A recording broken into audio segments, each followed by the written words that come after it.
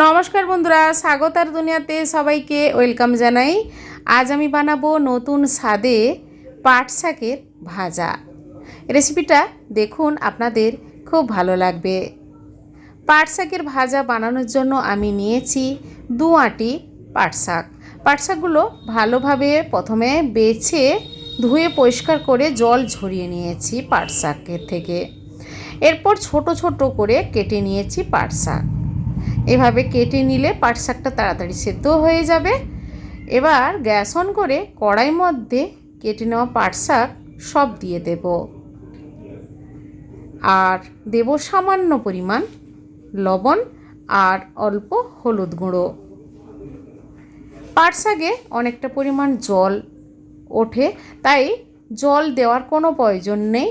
আস্তে আস্তে করে নাড়তে নাড়তে দেখবেন পাট শাক থেকে জলটাও উঠে এসেছে আর শুকনো শুকনো হয়ে গেছে পাট শাক। এরপর কড়াই থেকে আমি প্লেটে তুলে রাখলাম।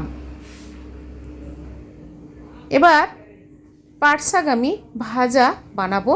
কড়াইটা ভালোভাবে ধুয়ে পরিষ্কার করে আবার ওই কড়াইতে দিয়ে দিলাম সর্ষের তেল 2 টেবিল স্পুন। 2টো শুকনো লঙ্কা আমি ভেজে তুলে নেব। এই শুকনো লঙ্কা ভাজাটা আমি গুঁড়ো করে সবার লাস্টে দেব। আর বড়ি আমি 8 থেকে 10টি তেলে ভেজে তুলে নিলাম।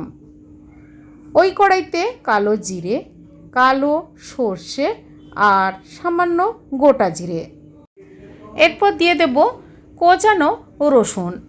পাট শাকের ভাজাতে রসুন কোচানো দিলে স্বাদটা অপূর্ব হয়। রসুনটা নাড়াচাড়া করে নেওয়ার পর দিয়ে দিচ্ছি কোচানো পেঁয়াজ আর সামান্য লবণ দিলাম পেঁয়াজটা তাড়াতাড়ি ভাজা হয়ে যাওয়ার জন্য। এবার গ্যাসের ফ্লেম মিডিয়াম রেখে পেঁয়াজ রসুন ভালোভাবে ভেজে নিয়েছি। এবার দিয়ে দেব পাট শাক। পাট শাক দিয়ে দিয়েছি। এবার কিছুক্ষণ আমি নাড়াচাড়া করে ভেজে নেব। আর যে বড়িটা আমি ভেজে রেখেছিলাম ওটা ঠান্ডা হয়ে গেছে। এবার আমি মিক্সি জারে গুঁড়ো করে নেব। গুঁড়ো করে নিয়েছি। এবার শাকের সঙ্গে দিয়ে দিলাম বড়ি গুঁড়ো। এবার কিছুক্ষণ আমি নাড়াচাড়া করে নেব। তারপর আমি দিয়ে দেব যে শুকনো লঙ্কা ভেজে তুলে রেখেছিলাম ওটা গুঁড়ো করে ওপর থেকে ছড়িয়ে দিলাম। পাট শাকের ভাজার স্বাদ আরও ভালো আসার জন্য সবার লাস্টে আমি দিয়ে দেবো 1 টেবিল স্পুন সর্ষের তেল।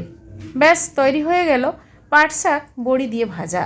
বন্ধুরা, এই পাট শাকের ভাজা একবার বানিয়ে খেলে বারবার বানিয়ে খেতে ইচ্ছে করবে। দুর্দান্ত স্বাদের হয়। এবার সার্ভ করে নিচ্ছি। বন্ধুরা, গরম ভাতে প্রথম পাতে এই রেসিপিটা বানিয়ে খান।